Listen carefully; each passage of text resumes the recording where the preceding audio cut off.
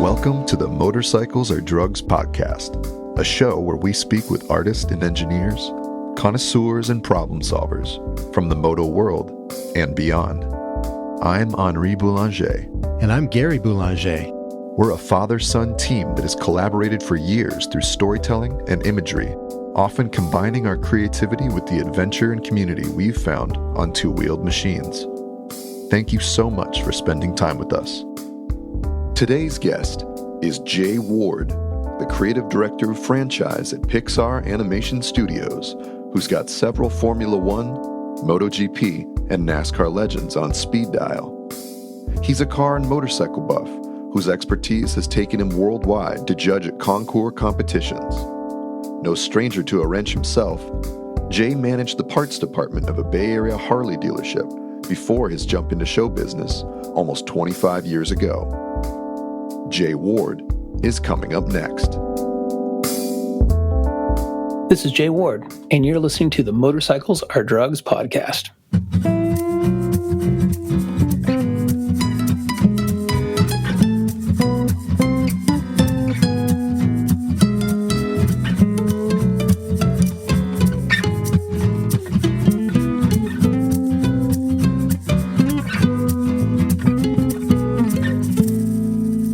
What motivated you when you were younger?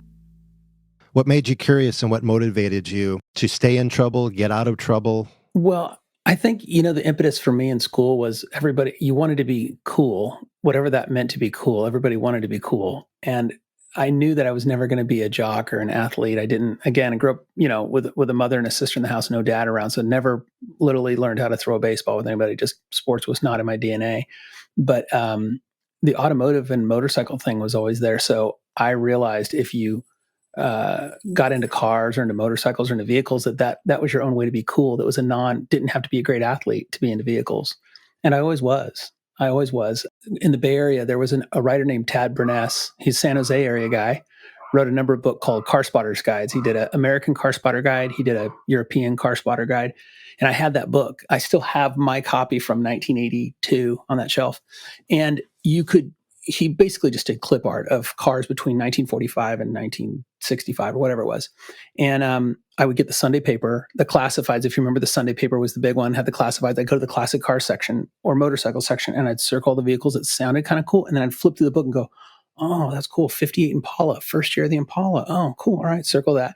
It was just a nerdy thing that I love to do, but it really helped me associate and understand what all the cars were and all the style. It helped me really appreciate the styling and the design of cars and all the different manufacturers, and really an appreciation of that sort of atomic era of cars. I always wonder, when I was younger, because I would see old timers especially, they kind of glance up and something would whiz by and they go, it's a nice Honda. Or they'd, be like, the 72 Impala. Like they would just know at a glance. And I would always be like, how on earth? And it is interesting to either hear people's sort of origin story with that, where you literally went through the classifieds and sort of studied these things, or in my own experience, becoming a rider, working on them, that kind of thing. You do just sort of pick up this massive catalog of brand names and models, and you just learn the lines, and you learn like, oh, well, this one's got this badge. There's a Reddit forum called What Is This Car? And people just post the most random vehicles, and I know every one of them. But by the time I got there, somebody else has already said, well, that's a 72 Coronet. I'm like, no. But it's amazing. I think just certain people are wired that way for that identification. They couldn't tell you their wife's birthday, but they could tell you all this weird, random, mechanical data. My buddy Ben, for sure. He's younger than I am, and he's got an encyclopedic knowledge for cars. Just insane. Speaking of funky, cool cars, so you say that you stumbled upon, or you had this Austin-Healey follow you home recently. Very recently, yeah. Tell us about this car, please. Well, it started with motorcycles. Of course, I was down at the NASCAR Clash race that they did at the LA Coliseum 2 weekends ago, and a buddy of mine heard that this gentleman passed away, and the wife was selling off all the stuff, which is always a good sign. And he went over there, and she had just sold a 28 Harley-Davidson JDL, and she sold off a 40 Indian Sport Scout, which are both pretty good bikes. But he said they were kind of turds and they were already gone. He was going to look at what he thought was a 32 Ford Roadster, but it turned out to be a Model A, a 31, and it wasn't a great car. This guy definitely was what you call, shade tree mechanic kind of guy. Didn't really finish things very nicely. And I said, what else did she have? And again, I'm down at the Clash race talking to him on a phone while cars are going by. And he said, well, she had a 28 Model A closed cab truck, stock, and an Austin-Healey. I go, oh, what's the Healey? He goes, these cars are all crap. You don't want it. I go, no, Healeys are kind of cool. What is it? He goes, it's a 53. And 53 is the first year of the Austin-Healey, the very first year. And only that first year and a half, they were alloy body. They were aluminum body only for that first year and a half because it was so labor intensive to do alloy versus just stamping it out of steel. So I go, that's a cool car. And those also have the lay down windscreen, right? You can unbolt the windscreen and lay it into race position. And you could only do that for the first couple of years. So two really cool factors, aluminum body and lay down windscreen. And the guy had wedged a small block Chevy into it and really wedged it in there. It has a 5-speed transmission, has a beautifully crafted, transmission tunnel. But that's kind of it. He didn't really finish the car. The wiring is kind of all kludgy, and there's a lot of loose bits and things that were not painted or oversprayed.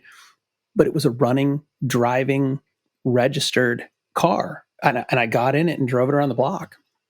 And she didn't want a ton of money for it. And I thought, if I want to keep it, I can have fun and go somewhere where this is all doable stuff. If I get buyer's remorse, there's probably a little something to sell this and, not lose my tail, which is always a good goal. So I brought it home, even though I have no more room. I really didn't need another car in my life. I have it. So it's wedged in the backyard. Speaking of wedged, it's wedged in the backyard with the other cars. Now, I've spoken with you a few times about your 911, but if you could unpack the origin story about how that came into your possession. Yeah, that was another car I wasn't looking for, but that I felt very honored to get, and it involved a widow as well. My wife and our family had moved into this house in Orinda, and there was a huge home across the street that looked like it was abandoned. And we thought, well, this must be somebody's vacation home, or it's a trust thing, or it just looked abandoned. And after literally living there for a few months, this little old lady came out of the house and shuffled across the street and got her mail because the mailboxes were on our side, shuffled back. I'm, oh my gosh, somebody lives there. And we started to unpack the story that she lost her husband and both of her kids in a plane crash in 1980. So she was married to a gentleman, had 2 kids. He had his own private airplane, and he was flying up to take the 2 boys skiing, and she couldn't go and went off without them and crashed into the mountain and died. I know, tragic, right? And she lived in this home alone from the time they died and left the boys' rooms as they were. I mean, literally, her life stopped. But one thing was the husband that passed away, he had bought a 911S the year before. He bought it used the year before he passed away. And it's a 76, which for Porsche people, 76 is not necessarily a great year for California 911s. They had smog stuff and air pumps and thermal react. Not a great car.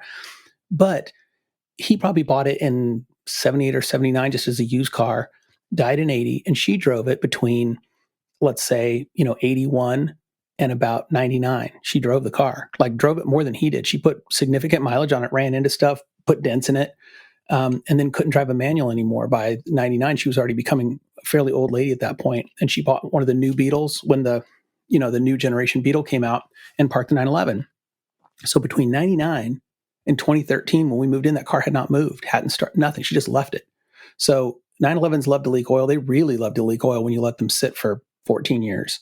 And that engine has a magnesium block. So just leaky, dead battery, rotten fuel, bad brakes. It was all just what you'd expect if you just walk away from a car for 14 years.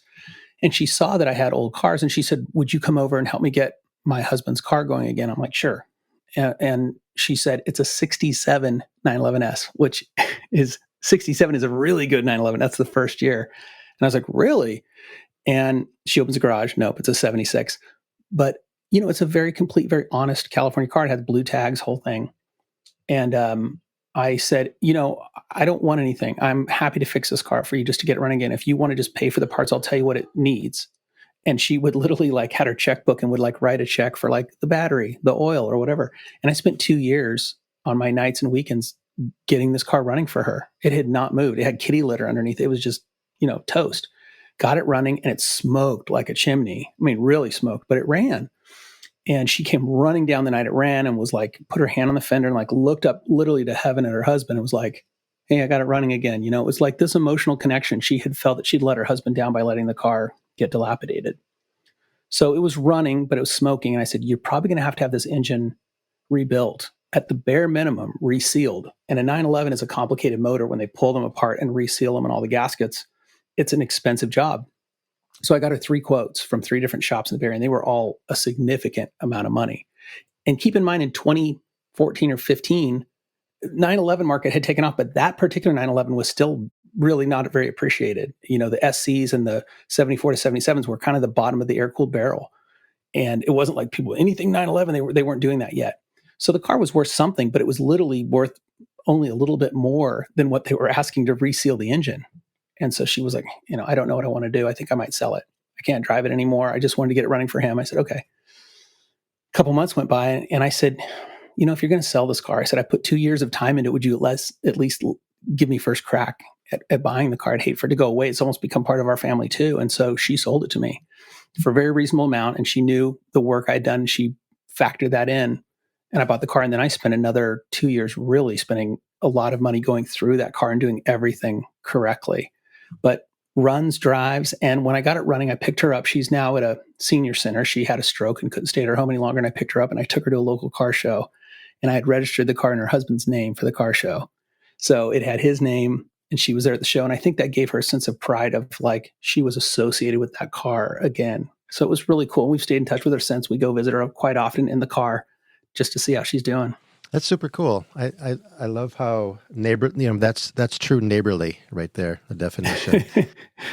It pays off sometimes. It definitely does. I know last year, speaking of 911s, or I should say Porsches, walk us through the auction that you guys put on with Porsche and the Sally.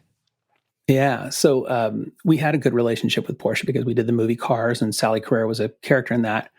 And Angus Fitton, who is the VP of marketing for Porsche Cars North America, he had reached out to me and said, when COVID started, they had auctioned off the last 991 Porsche ever built, which was a speedster, kind of a special model, auctioned off for charity, for COVID charities. It sold for $500,000, and then they matched it with another 500. So they gave $1 million to COVID charities. And he said, we want to do something that's for Girls Inc., for female girl-based charities this year. And we think Sally is the strongest character. Could we do something with Sally Carrera and Porsche and then auction something off for charity? I said, yeah, I think it's a great idea.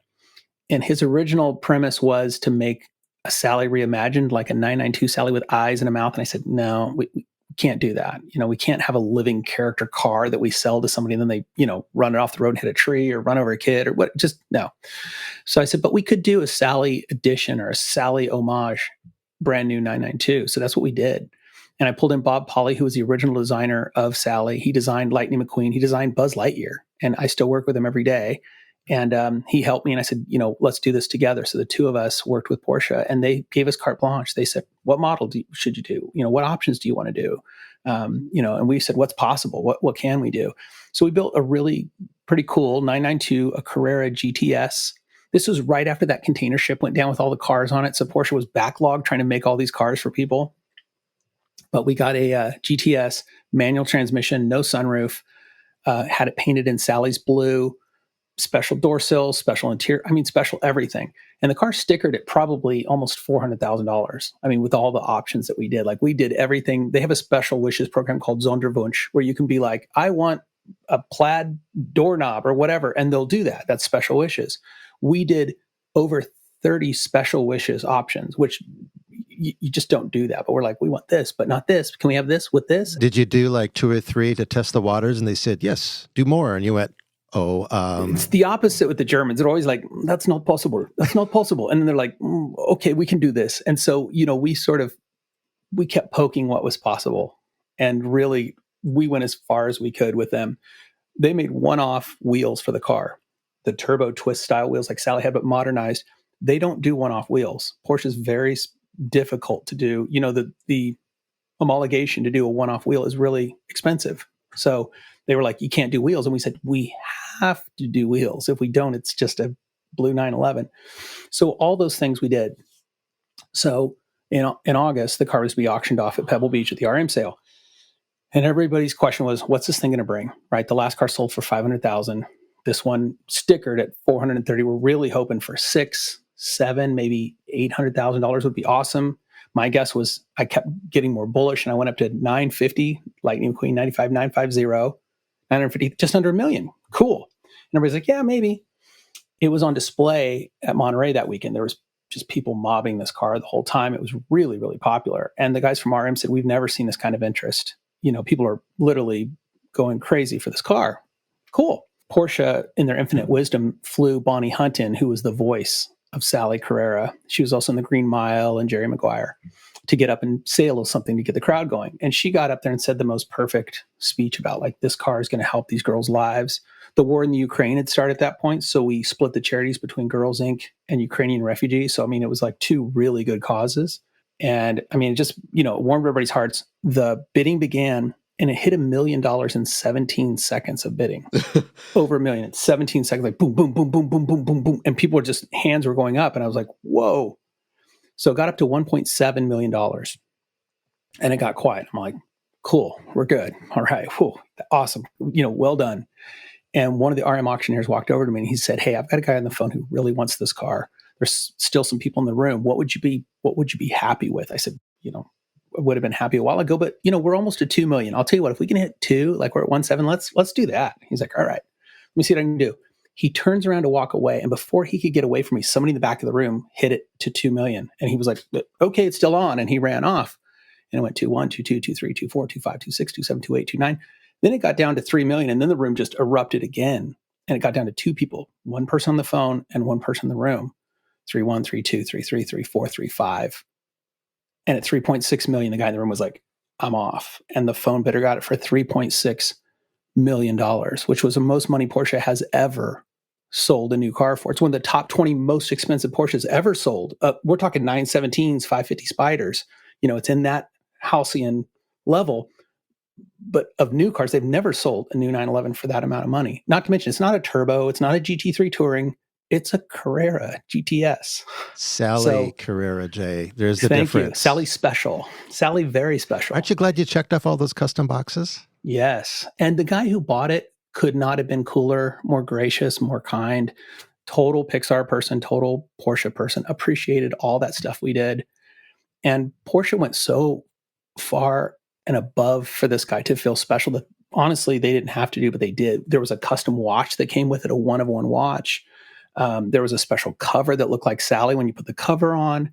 It came with like a beautiful leather-bound book of the process of making the car. It came with a special sleeve in the glove box that had the car's logo emblazoned on. They just went crazy making sure this car was special, and then did a special delivery for him and his friends at the Porsche Experience Center in Atlanta. So it was mind-blowing.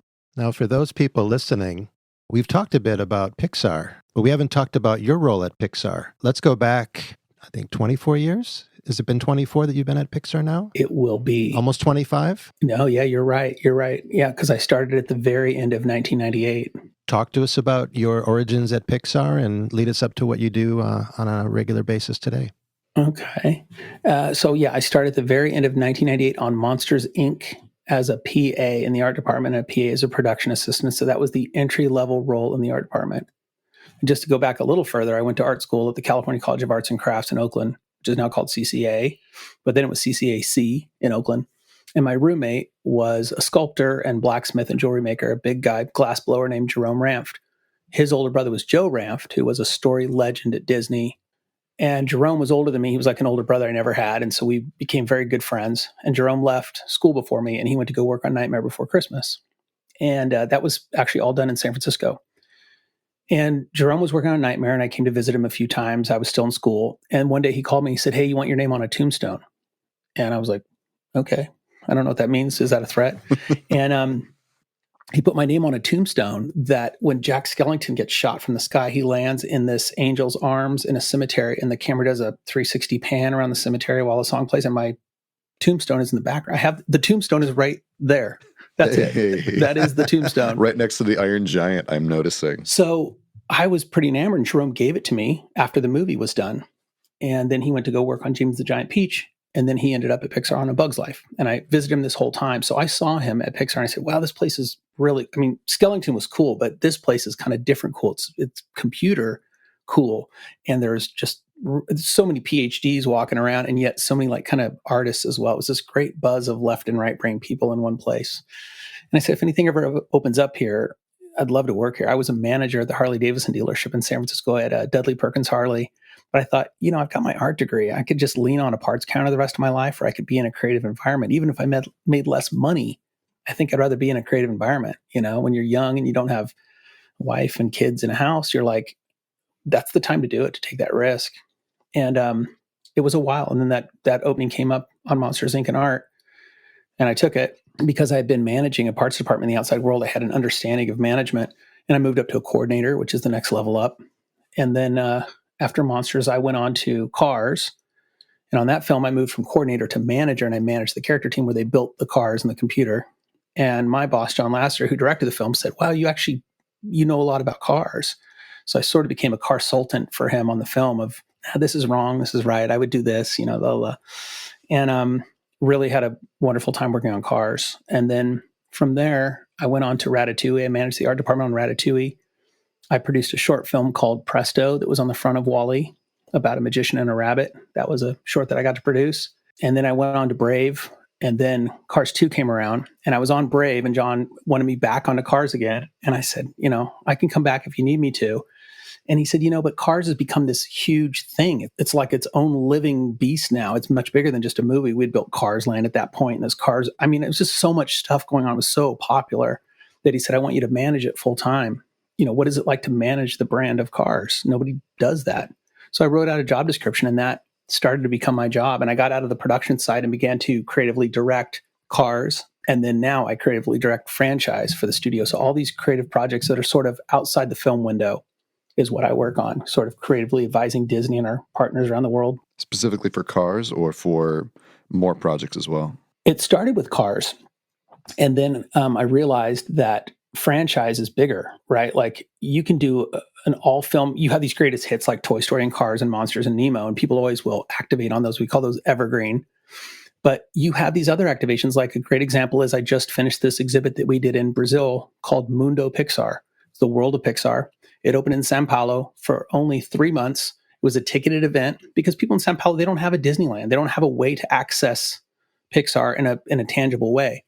So if you've ever been to an IKEA, you have to walk in through one side and go through all the rooms of IKEA to get out the other side, right? You can't just walk in and walk out. That's how the space was designed. You bought your ticket, you go through this tunnel, and then you go through these different rooms of Pixar films. And some have sculpts and some have digital projection. And then at the end, you exit through this gift shop with sort of bespoke Pixar merchandise made just for the exhibit. That's it. It had a capacity for 300,000 people, 8,000 people a day over those 3 months. And it pre-sold 270,000 tickets. Of the 300,000, 270 were pre-sold before it even opened. So it was a massive, massive hit for them. Sold out, literally. It's got to be gratifying to you to know that you're onto something. You're like, I wonder if this will work. It feels good. This is going to work. This is going to work. And you know what it is A, Pixar is beloved around the world. And that's wonderful to know. But B, I think we've always gone with the ethos that quality is always the best business model. If you make something high quality and compelling, people will come, right? If you try to cost engineer, you try to cheap it out, you try to cut corners and you go in from that standpoint, you'll never reach your goal. So we always go with the highest quality we can first. And I think people expect that from Pixar as well. And that's, it's obviously paid off for us. What's a typical day like for you at Pixar? And how often are you going into the office these days? We're sort of hybrid right now and going in more. I like to go in. I like to interact with people at work, and most of us do. But I also understand people that have different lives now where they don't live as close or they're caretakers and that kind of thing. So it's a mixed bag. I go in usually about 3 days a week, and we have such a great facility there that it's a shame to not go in, to not be there. I'm home today. I'm usually home Mondays and Fridays. But yeah, typical day for me can be anything. I mean, we have so many requests coming in around the world. It could be something for Disney Plus, which I work on a lot of Disney Plus related projects. They could be commercials or videos or new tech things for Disney Plus. It could be Lego stuff. We shot a Lego video on campus a couple weeks ago where we floated a gigantic up house with balloons. That's going to be a video on YouTube pretty soon. New content stuff is always being worked on. I go to screenings when we have a movie down the road and give my notes on the screenings and say, whether I think it's good or great or, needs help. Yeah. That does not sound boring. I'll say that. Yeah. That sounds like a pretty sweet gig. Great. It's a great place. And I think when you say something, Gary says like, oh, you've been there for 24 years and it seems like a long time. It hasn't been the same job. I haven't been, stamping license plates for 24 years, right? Like it's really evolved and changed. And it's a dynamic environment that I feel like I've worked 10 or 15 jobs, right? Not just movies, but jobs. And that's why it's all happened under this one roof. And I think that's probably, I know I'm kind of built that way where after a certain amount of time doing something, you do sort of long for that initial excitement of figuring it out and you're kind of out of your comfort zone. So I imagine you might have that similar bone in your body where you are looking for those new challenges and really figuring out what you like to do and getting to write your own job description. That's kind of something we talk about all the time, is this unconventional path and how that can be tricky to foresee sometimes, but especially at Pixar, it sounds like that super rad combo of that's both incredibly stable, but also so flexible. And it seems like you also, with the Cars franchise, you are keeping your finger on the pulse with all these different events around the world. I don't know how much of that is business or how much of it is just for you. Also, another kind of convenient thing, you get to write your own job description. Like that is part of your job to stay up on those things. Like the Sally thing's a perfect example. Yeah. Yeah. And, I think it's tough too, because Pixar is such an amazing place and an amazing environment, and you're working with amazing people, that it's easy to get so wrapped up in it that you could let that studio become your identity. And I always think that's dangerous, right? I think you have to have a passion or a hobby or an interest or a love outside of work. No matter how much you love your work, you still have to find your identity and root that in something besides your work, because ultimately at the end, it can fail you. It is still just a job. It can still go away someday. And I definitely have worked with people in the past where they poured their whole lives into their jobs there, which is easy to do. And then one day something changes and they don't know what to do or where to go, and they're like adrift. And I've always tried to maintain my outside identity, my outside passions. I love Formula One, so I try to go to a different race every year. And I go on my own dime, on my own time, because I love to do it, right? It's just on my bucket list. Buying that Austin-Healey, I'll be working with my son on that for the next 6 months. And that's just, having those things on the side are really important. Especially at a place like Pixar. It's kind of funny. It's such a dream job for so many people, but it's probably a lot easier at a place like that to allow yourself to spend every waking moment and really associate yourself with it. But yeah, finding that passion outside of it, which the pandemic probably put a little bit of a wrench in that, as it did for a lot of people. You travel a lot, you get out, you see people, you're a connector and a storyteller. How did that affect what you do? Was it good for you in some ways? Is it nice to be home? Yeah, I think everybody went through these different phases of it, of like, I love to be home. When can I get out of here? Kind of thing. It was great being home at first. It is weird that I don't have any airline status anymore. I've lost all my, all these, you used to fly so much that you get all these different perks and they all just go away because you don't use it for a year, man. They drop you like a hot potato. We're still just getting back into travel for work again. It's just starting. I do miss it. I love traveling. I love visiting our different markets around the world and understanding what makes them unique. Good example is Cars, right? In Europe, we have a master licensee that makes the consumer products that's totally different than the master licensee in Asia that makes the products, because the consumers in those regions are different consumers that have different wants and needs. So part of the things I really love doing was helping develop products specifically for those markets, letting them guide me and say, what's important, who buys this here, and what's important to them, and then trying to lock in on that, right? Always having authenticity and storytelling and quality in the product, but making it relevant to the market that it's developed in.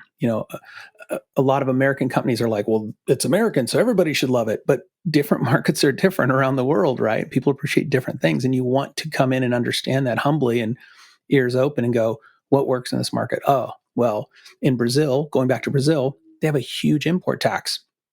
They can't bring in toys. And if they do, there's like a huge markup on them. So a little kid there that doesn't have a lot of money, he can't buy a Cars diecast there because it's like $15 by the time they get it there. So they have to buy toys made in Brazil.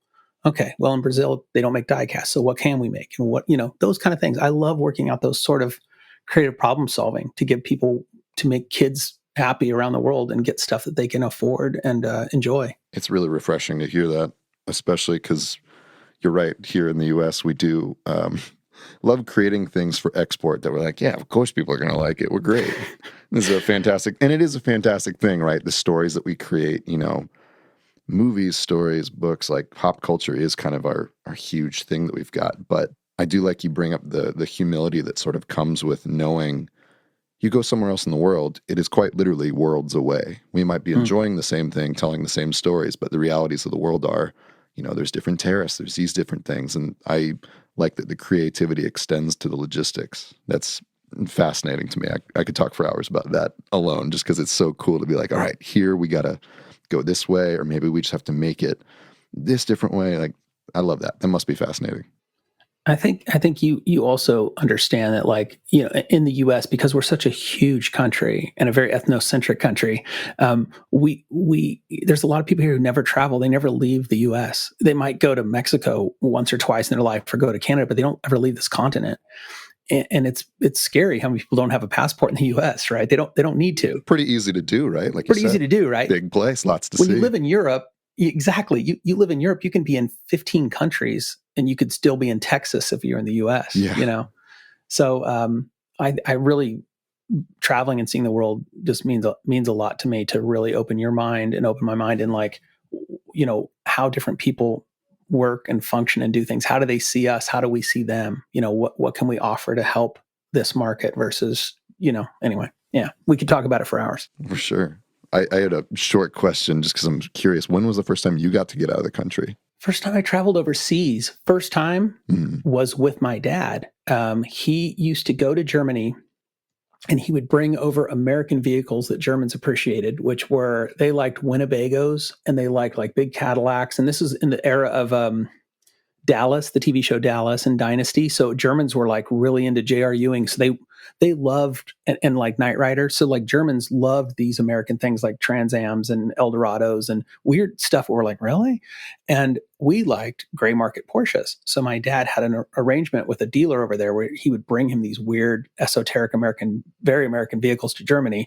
And then he would bring over a Porsche 930 Turbo that was Euro spec. So it was a pretty cool thing. And I went with him when I was 17.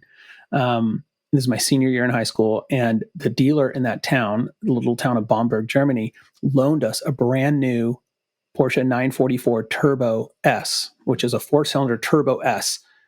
And we were on the Autobahn going 268 kilometers an hour, and just trees were like warping, and like, it was just magic that first time being overseas like that, and being in Germany and being there with my dad, which was cool. He's since passed away, and experiencing car culture of sorts in another country was really cool as well. Yeah, talk about perspective. Holy cow. Yeah. Well, it must have been nice last year when you literally got to see people again, going to Goodwood, going to Formula One again after a few years away. But also, too, what's it like working with the Hollywood stars and the Formula One legends? We have been fortunate to have some really good relationships with different drivers, both in NASCAR and in Formula One, because of the movie Cars.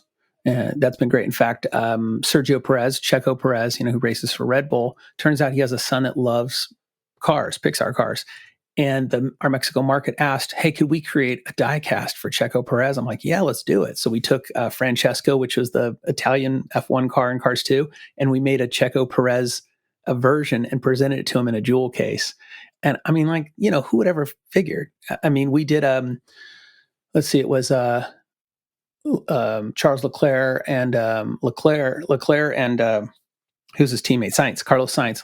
The two of them for Ferrari last year had Lightyear for the Italian race on their racing suits.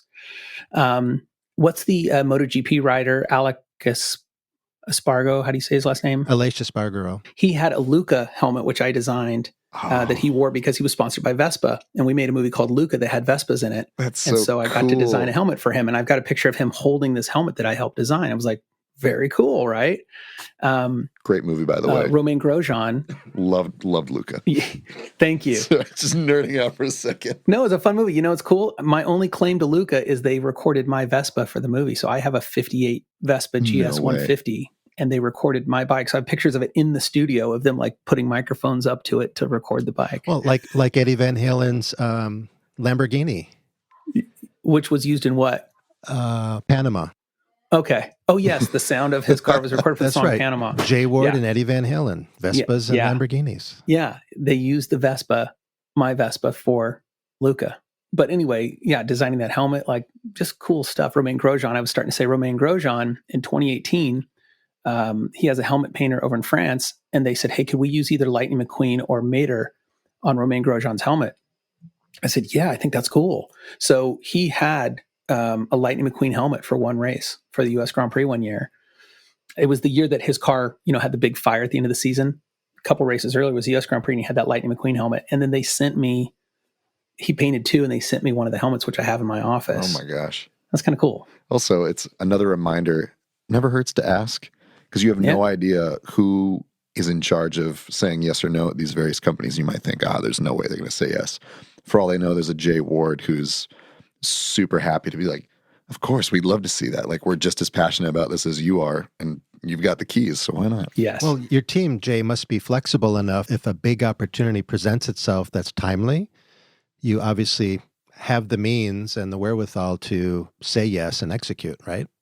Yeah, I mean, we have to look at every single proposal and say, does this make sense? Is it worth this effort to go through this, right? And there's some things that are easier to justify than others, but the other ones where I fought for it because I said, no, I get it. It's a lot of work and it's only for this one market, but I really think it's worth it. I really consider this a halo project or whatever. And those are the ones that I fight for if I have to. There's other ones where you just don't have the bandwidth to do everything, but some of them are just cool and you just want to do it, Curious on that end, how tangible are some of these results? Because you're sort of entrusted with this brand, and there's always that sort of evergreen, like you were saying, popularity to some of this that's going to kind of propel itself. But you have these insights into these different markets, or, if we get this here, sometimes it's just a cool thing you do. You get the logo on the helmet, or you do a nice thing for someone and it's a great story. But how do you sort of pick these projects and then prove to somebody who's doesn't have their finger on the pulse as much?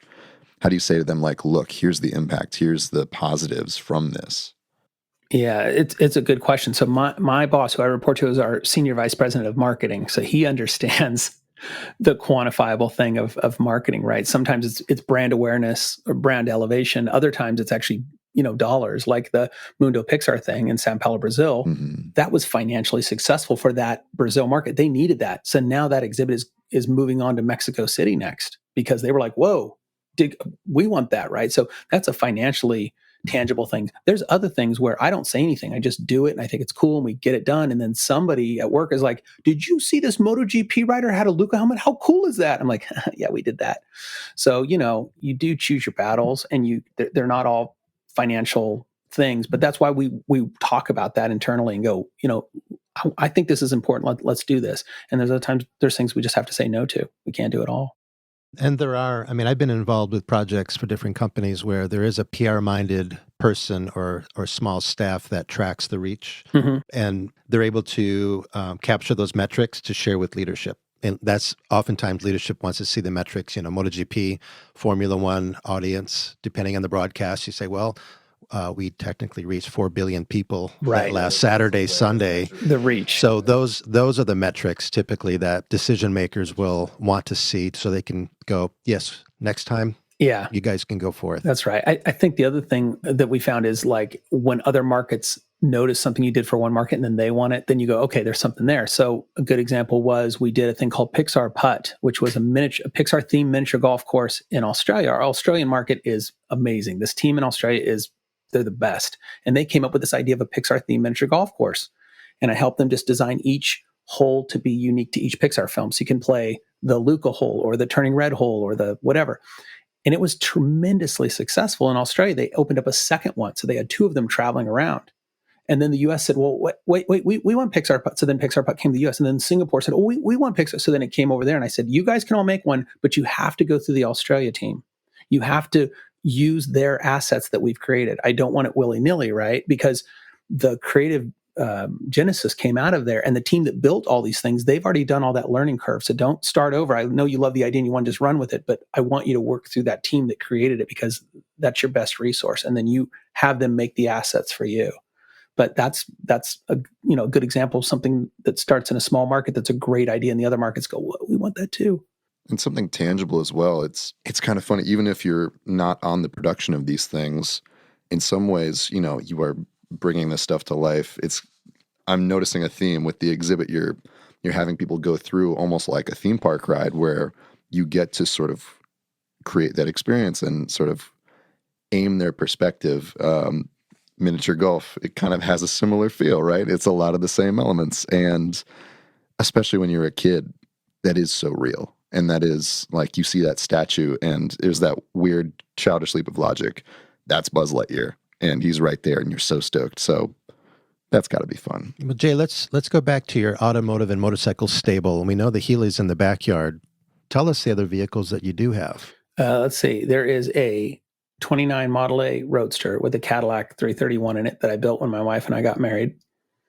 There is the 76 911S, which you know. There's now a Healy. There's a 39 Mercury convertible, which is a early pre-war style custom, what they call a tail dragger.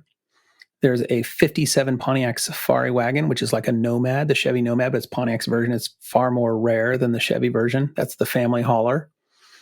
And then for motorcycles, we have the Triumph Thruxton R, the 16 that I bought brand new, which I love that bike tremendously.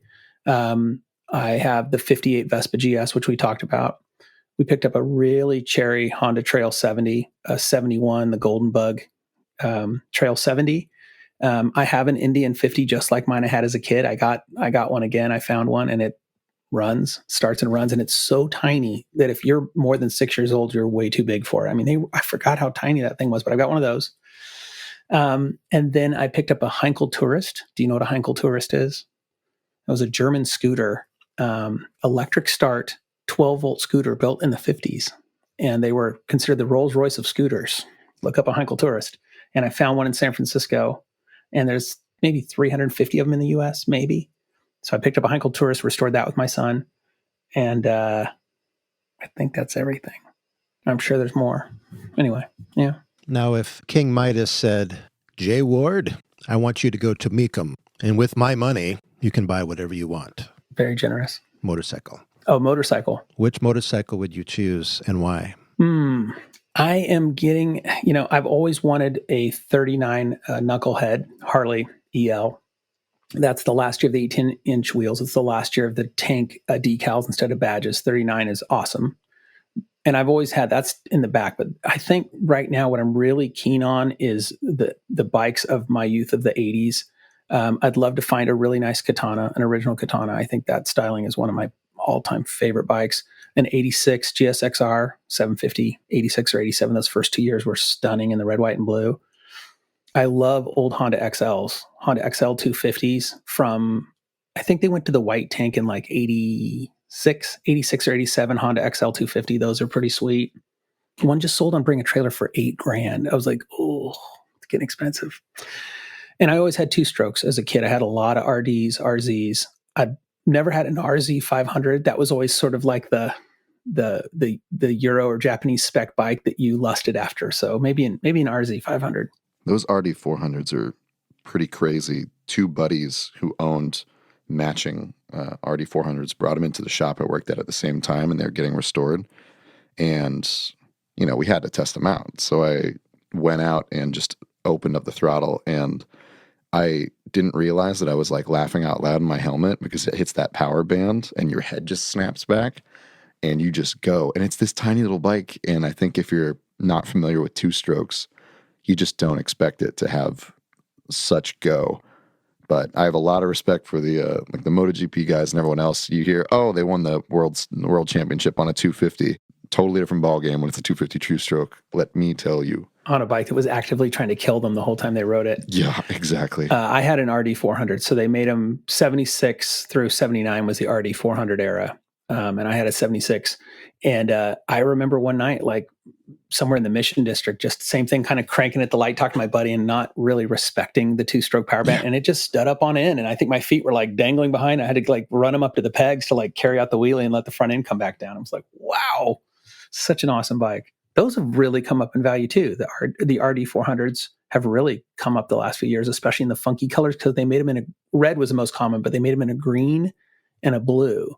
You don't see them in those colors as much. It's almost like Schwinn crate bicycles, like apple crate, orange crate, whatever, cotton crate.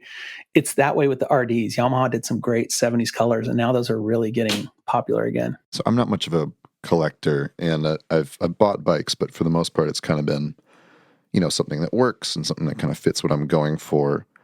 You've mentioned a few times how different things will, really go up in value. And I know sometimes, it pops up in a movie, or it, some custom builder picks that and just really lights the world on fire. How does that usually happen, that the world seems to notice a model of car, a bike, a year, those different things? Like, how does that tend to happen?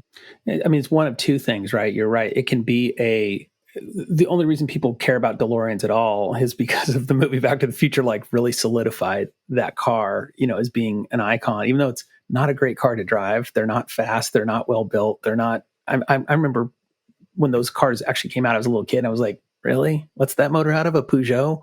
But it's an icon, right? Because of the movie. There's other things that people, as you get older and you gain material wealth, you want what you had in your youth. Like I'm pining over bikes from the 80s.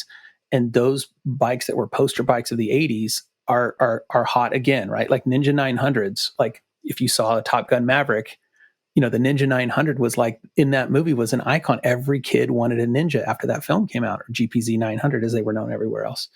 And I thought GPZs were so cool. I used to go to motorcycle shops. I'm sure you did as a kid. And I was a total brochure whore, and I just grabbed the brochures, the paper brochures for all the bikes. I still have all of those.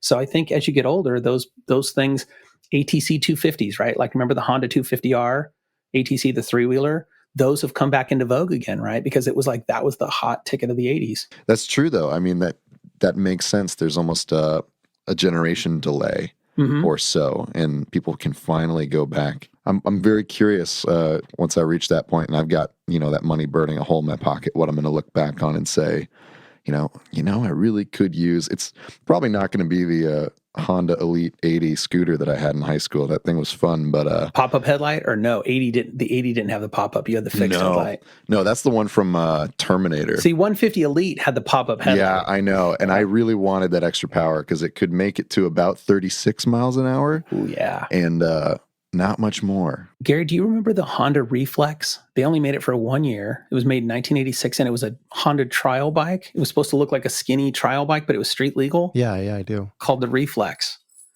like the Duran Duran song Reflex. And those are hard to find now. Like I was like, ooh, Honda Reflex. So I'm geeking out one day, and like they're kind of desirable again. Now, with all your knowledge, Jay, with cars and motorcycles, when did you start being invited to judge at various CONCOURS events? That started because working at Pixar, there's a place across the street from us called Fantasy Junction. And one day, Fantasy Junction, the guys over there called and they said, hey, we have this gentleman here. Could you walk him around, show him around the studio? I do not like showing people around. That's not one of my favorite things to do. I'm just not into that. I said, it's for Fantasy Junction. They're good friends, of course. So they send over this guy and his wife and two friends, and it's Bill Warner, the guy who runs the Amelia Island CONCOURS in Jacksonville, Amelia Island, Florida. And I'm showing him around. He's with the guy from Giro's Garage, the cleaner product, Giro's Garage. And we're just talking, and he doesn't know me, and I don't know him. And we start talking. He goes, wow, you're really a car guy, aren't you? I said, oh, yeah. He said, well, what's your favorite car? And I pulled out my phone. I said, do you want top 50 American or top 50 European? And he goes, oh, okay. And he said, have you ever judged at a CONCOURS? I said, no. And he said, I think you'd be a good judge. And I said, okay.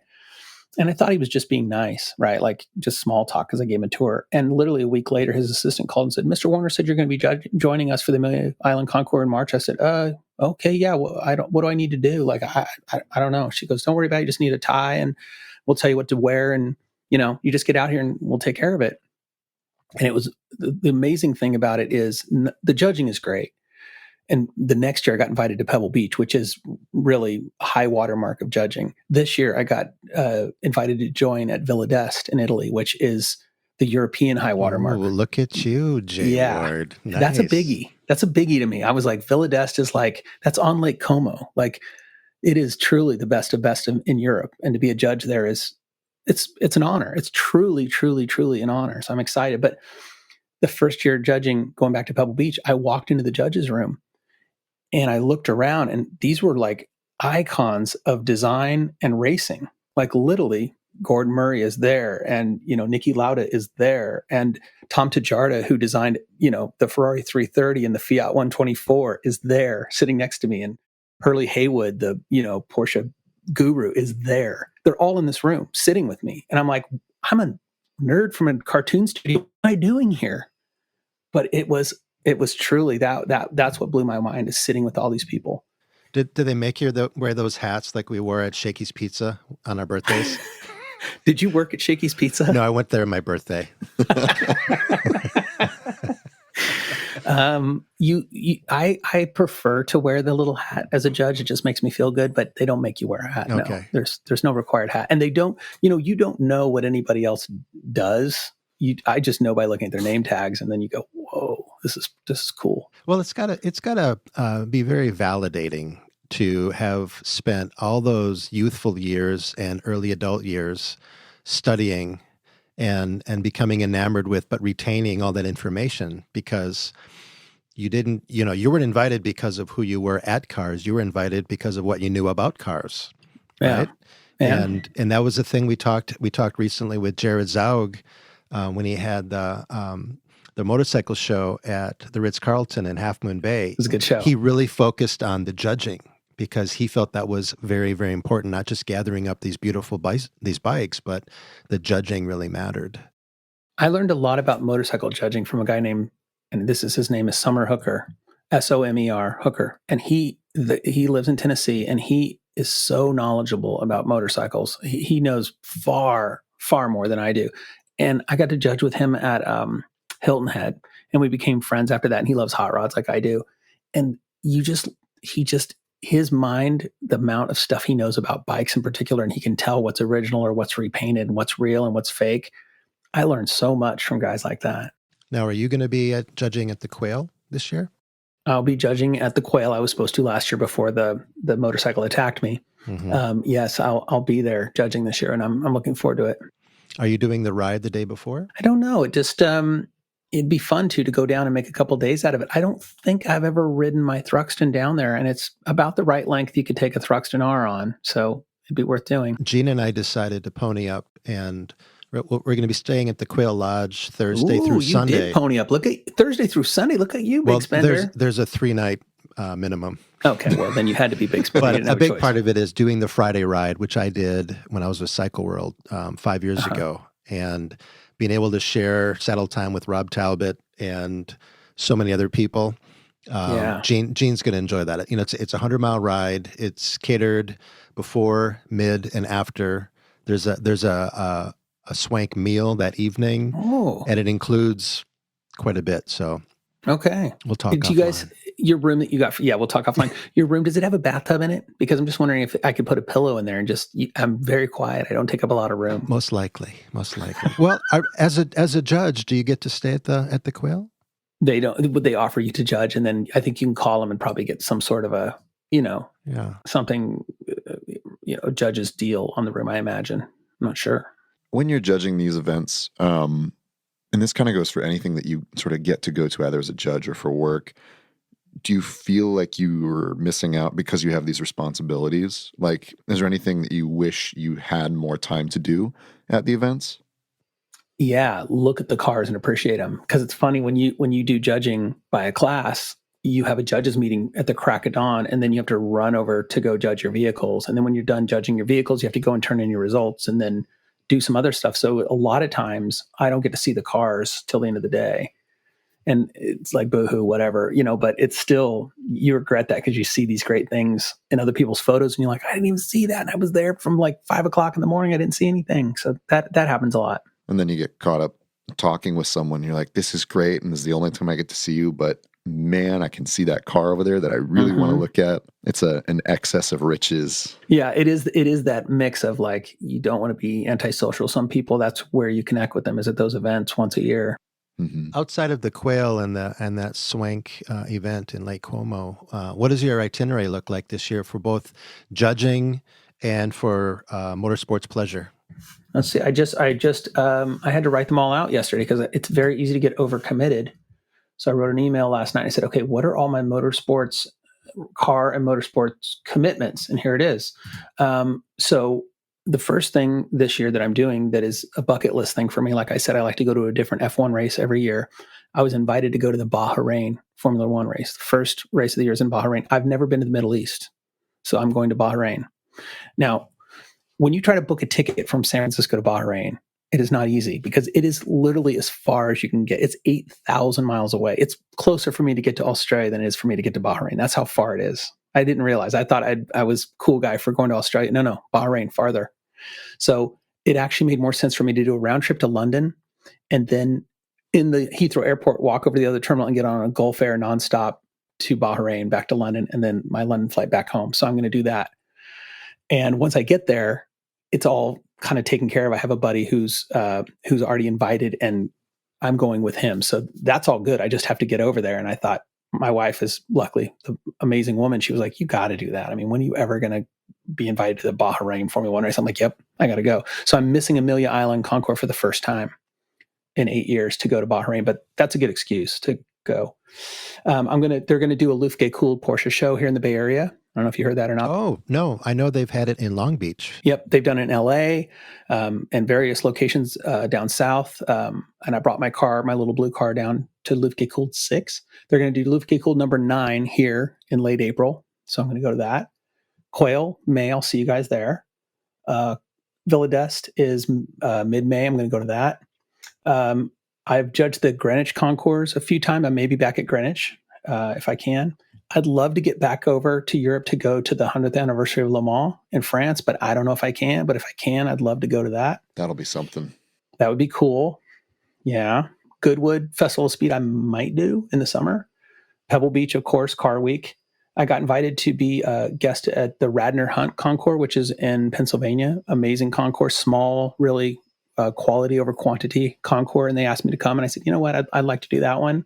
Porsche is going to do the Rennsport reunion in September. I'm going to be at that.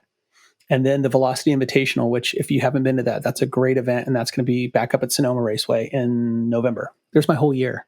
Yeah. Isn't it great that there's 48 hours in a day and 14 days in a week? Yeah. That's a lot of stuff. It really, really lets you get a lot done, doesn't it, Jay? Yeah.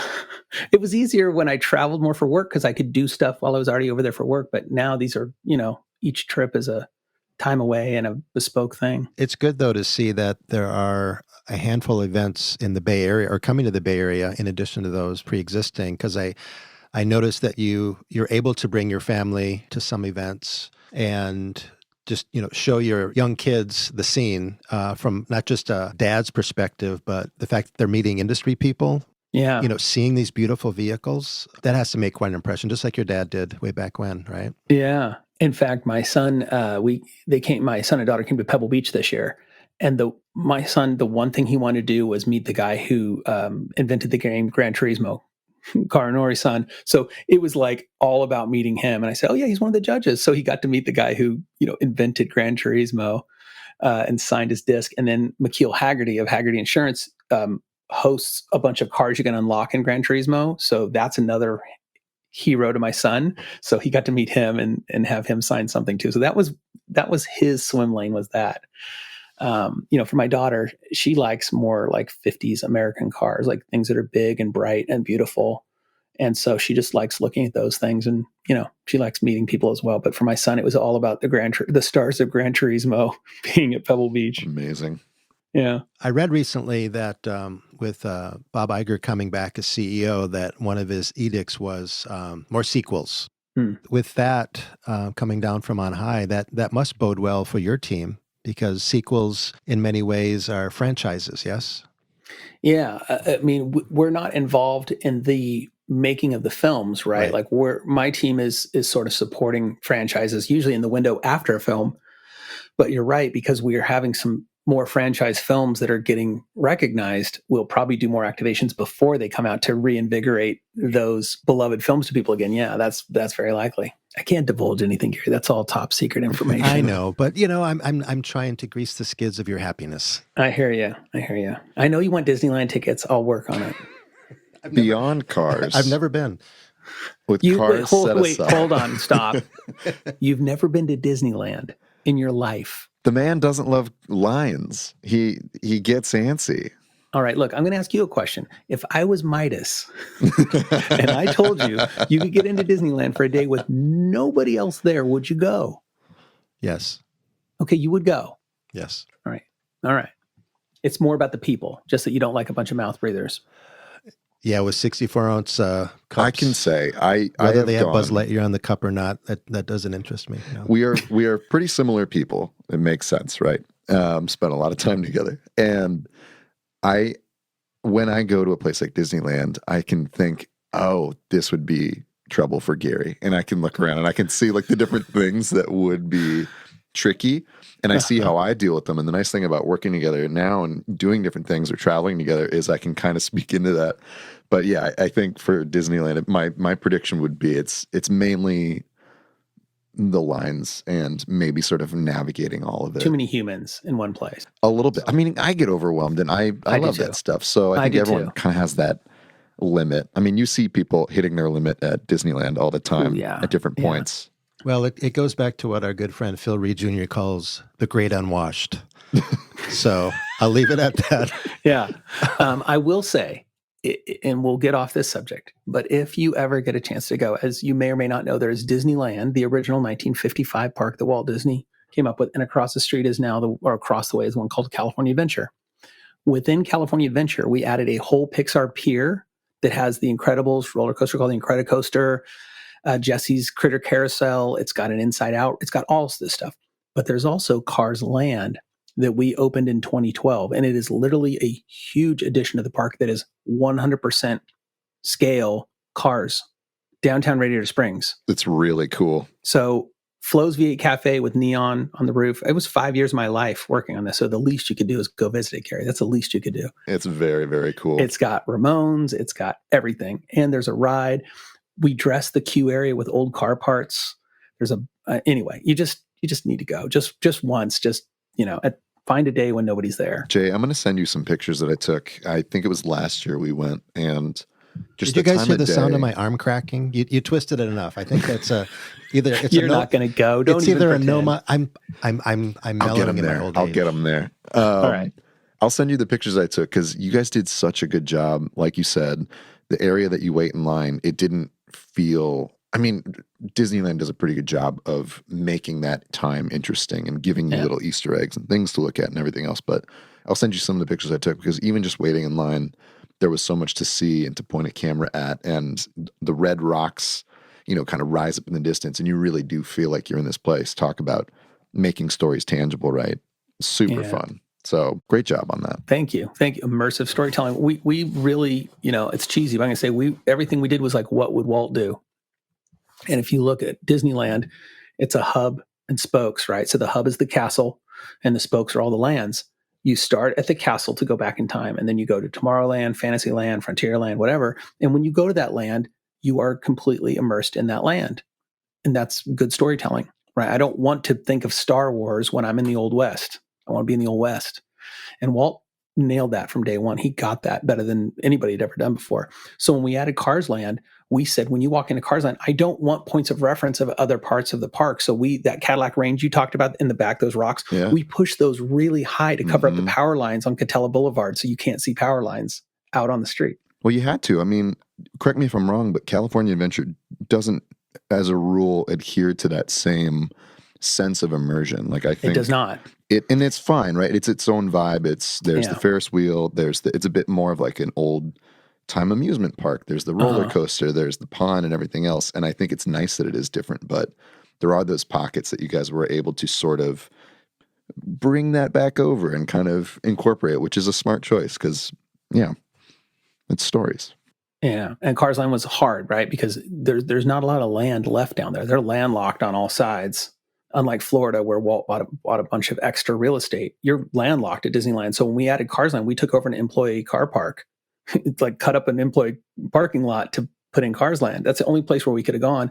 So we were boxed in. And so that the design of that place had to be rotated to this way where as you walk in, Cadillac range is in the back and you get a sense that it goes on forever, but it doesn't. Right on the other side is like the road. But anyway, that's the magic of it. You've got a lot of good stuff going on beyond work, beyond the projects, beyond the trips. What do you hope to gain this year? Well, Gary knows that I wrote a live action film about board track racing, motorcycle board track racing, which has been percolating along for a long time. I won't get into the details of it, but COVID definitely slowed down a lot of progress we had, but it's picking back up again. So my hope, my dream, my prayer is that the film gets greenlit within the next year and we actually go into production on the movie, which would be, that's truly a lifelong dream of mine, is to see this movie get made. And it looks like it's going to happen. I'm going to keep on believing it's going to happen. There's people that believe it and have invested in it. So that's the hope. What a cool era to shine a light on as well. I think that's a really, really neat side of history, a really neat moment that a lot of folks aren't aware of. That was such a huge part of culture back then, board track racing. Yeah, you're absolutely right, because my favorite movies are the ones when you walk out of the theater and you go, that didn't really happen. And then you do a Google search and you're like, whoa, that's based on somebody really did that. Yeah. And you're right, with board track racing, this era of motorcycle racing between 1910 and 1930, very, very few people know about it. And it was so visceral and so gnarly. And it was so, it was Gladiator on two wheels, no brakes, no clutch, 1,000 cc twins on banked bare wood tracks with a leather helmet. And so many splinters. Oh, bare, literally just a sweater and a helmet. And a lot of guys wouldn't wear gloves because that was not considered manly. It's like, oh my gosh. Well, I know. I was down at the Talbot Museum a couple times last year in November, and Rob now has 4 bikes from that era. Oh, he had 2 previously. Yeah, and you look at them, and they're just engineering marvels, all that metal. And you realize, there's a lot of exposed everything, heat, sprocket teeth. Constant loss oil system. Yeah, so the oil was not recirculated. on your leg, maybe your shin. Yeah, on the guy behind you's goggles is where it ended up. And under his tires, good Lord. Yeah, on his bicycle skinny tires. Yeah, what could possibly go wrong? But what a thrill, right? What a thrill. What a cool moment to set something in. And I'm very, very excited to see that, because I read a bit about the last time you guys did an interview for Cycle World, right? Mm-hmm. That's how we met. Yeah. In fact, when we did that interview, I had the idea together, and I don't think I even had development funds yet. It was just an idea. Since then, I got development funds. And then the woman who wrote Hidden Figures, if you ever saw that movie, she wrote the script for my film. So I have a script by Allison Schroeder, the woman who wrote Hidden Figures, wrote the script for Board Track. Oh, fantastic. So that's propelled us quite a bit and really moved us into this development phase where we're close to being greenlit. So that's good. I'm getting excited. Yeah. Gary's not excited. He just fell asleep while we were talking. He was thinking about having nightmares of Disneyland. Find a rainy Monday when it's not that crowded, and it's great. I'm with you. I'm not a huge crowd person, but if you get it on the right day, it's pretty great. Jay, you realize what it means that he's never been at Disneyland, which means he never took me to Disneyland. Never took you. Oh, somebody else had to. Tragic youth. Yeah, I saved the money. Other people spent the money. There you go. He could have dumped you off at the gate and said, "I'll meet you when you're done." I'm not going to assume. How do you think I can afford a garage full of motorcycles That's by true. not bringing my children to Disneyland? That's true. It's not a cheap passion. But neither is collecting bikes. And you just got a BMW. What'd you get? An R60? The R60/2. It's a 62, and it's Jean's bike. /2. Okay, and it's her bike. Okay. Yep. And she still has her Triumph? Yep. She's got her Triumph Speedmaster. That's the bike she'll ride to and during and from the Quail this year. Oh. And I'll ride the 73 R75/5. Okay. Why do you love BMW so much? What is it that you love about the bikes? I know they're reliable and, nice. Soft spot, going back to my first bike, a 74 R90/6, and the people that encouraged me to lean toward that bike versus an old, Triumph something or other from the 50s, 60s, or 70s. Uh-huh. And they hold their value. And the big idea behind getting these 2 bikes was, I remember kind of consulting you and picking your brain about a mid-60s Mustang.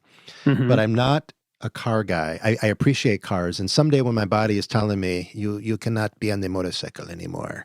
That's how your body sounds. Yes. I will consider a car. We've talked about cars because a motorcycle is a 2-wheeled convertible, really, as Gene says. Uh-huh. But we're also not ones to invest in the stock market. The stock market has been so silly these last few years. We thought, how about we invest in some classic and vintage motorcycles? And BMWs always hold their value. Mm-hmm. If not, they do increase in value, and we want to ride them, don't hide them. And living in Northern California, we can do that. Play the long game like most people should with any investment. And I'm sure you're thinking the same thing with some of your cars. At some point, someone else is going to say, I've always wanted that bike. And at that point, these bikes will most likely double, maybe even triple in value. Some of them will, yeah. So that's the thought behind it, for sure. Yeah, I had an R90S, which is a special bike, the smoke gray one, not the smoke orange, smoke gray. I got it for $300. It was in a body shop, and the guy never came back to pick it up from having stuff done on it. And the shop leaned it, and I bought it from the shop for $300. It was missing just the bikini fairing. Everything else was there. And that thing ran great. I had to do some work to it, but it ran great, drove it, enjoyed it. And I sold it for $3,500 thinking, look all this money I made. It's worth so much. I don't know what those things are worth now. 15 grand? They're up there. They're up there. Yeah. I mean, being good friends with Scotty Sharp is lovely, and that's who we bought the R60 from. In fact, the gentleman, the retired Army colonel that I bought the R75 from, he rebuilt it with the top end from an R90S. So it's got some giddy up. I love that. I loved my bike. The R90S was a great bike.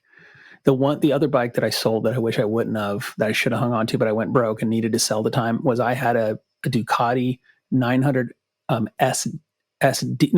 Dharma SS. So not an SD and not a 900 SS, but a Dharma SS, which is a really rare bike. It was like not an SD, not an SS. It was a Dharma SS. They only made it for 1 year.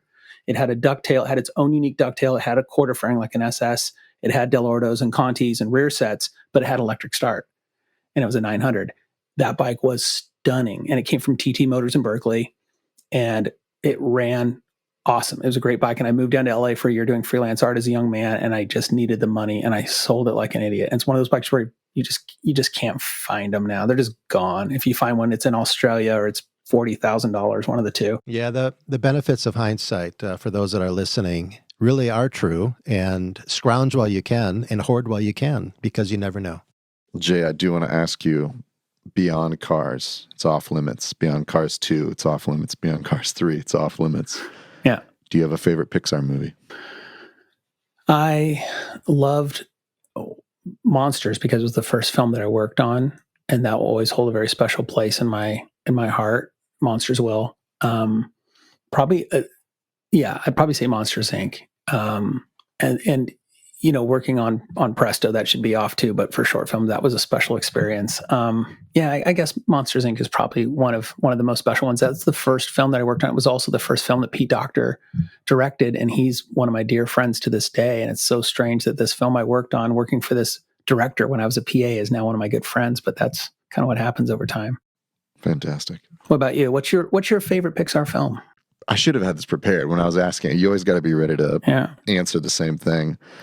Good Lord. Holy cow. I mean, it was so, I was born in 1994. So okay. I am a year before Toy Story came out. Yes. Prime Pixar target audience, just in terms of like, it led kids media, it led like animation. Like it was, people like talked about it for years. They'd announce like the whole thing. So it is really hard to pick because every single one that would come out would become your new favorite. I mean, your dad was like, I'm not taking you to Disneyland ever, but here's a VHS. Here you go. Yeah. Here's a VHS of A Bug's Life. Enjoy, kid. Yeah. I mean, it is really hard to pick because they would start, like you said, with a really good story. Like they would focus on the quality and really not give that up until it got there. And God, yeah, literally went blank as you asked because I was like, I can think of all these different movies that came out. I'd say Incredibles for you. It's Incredibles. Oh, go ahead. Yeah, that's true. There you go.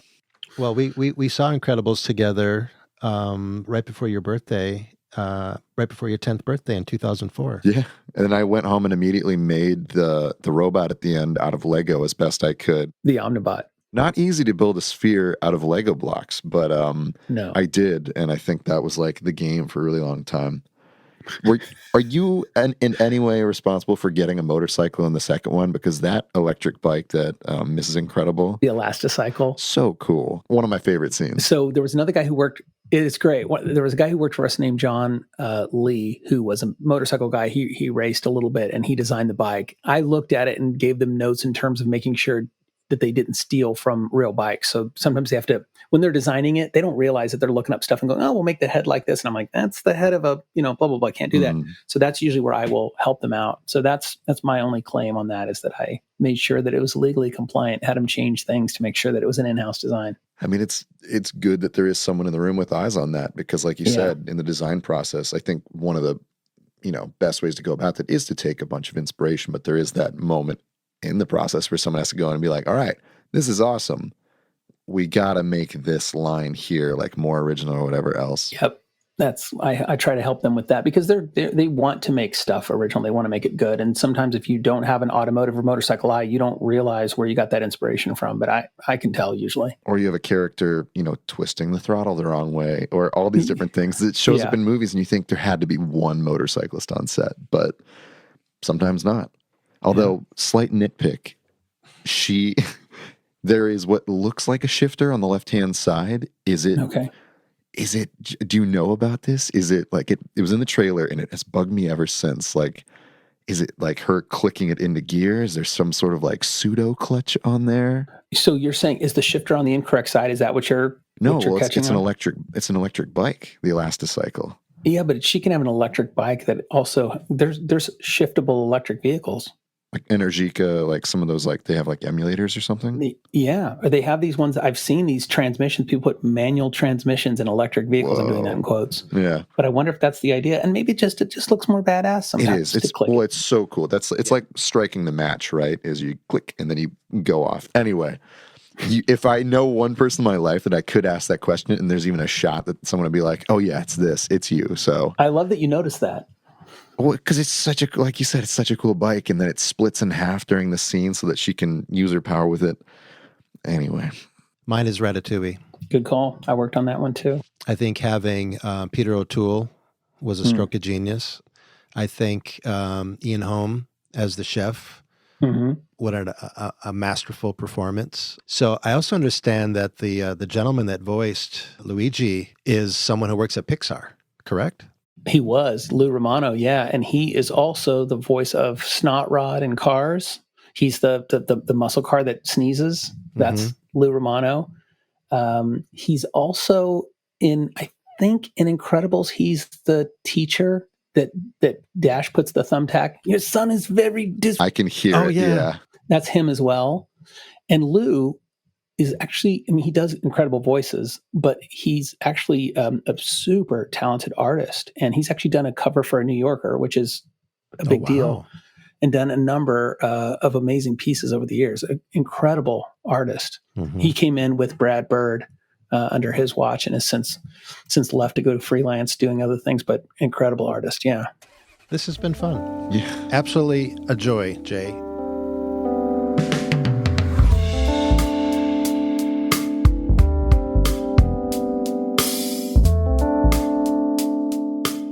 Hearing about his journey to sort of the upper echelons of judging. He's the first to say that he sort of stumbled into it. You meet the right people, you impress them with your knowledge, and all of a sudden you're elbow to elbow with some legends. And he's a really cool guy, and he's got this crazy experience, but even in that, you're like, I'm standing next to the guy that designed Ferraris, and it's easy to sort of diminish your own experience, but he really did lead a life that set him up to be this guy that can see those details and really get into it. His story is interesting because it's a good reminder that growing up in a divorced household where he's the only guy, he busied himself with learning and absorbing and going after his passion and setting up a lifetime of pleasure and enjoyment, where when I hear him talk about geeking out, but professionally, like you say, with these legendary judges and other people in the automotive and industry, and also just the motorsports racing world, it's no surprise to me that he is where he is, because he's also very genuine, he's likable, and as you and I both experienced, when you show an interest in doing something and you have confidence, oftentimes you get tapped to lead, organize,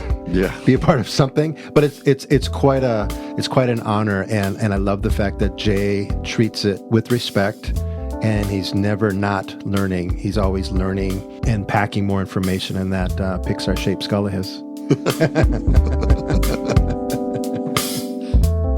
Motorcycles Are Drugs is produced in the San Francisco Bay Area. Stay tuned for a season of interviews and additional bonus episodes. You can find us online at motorcyclesaredrugs.com.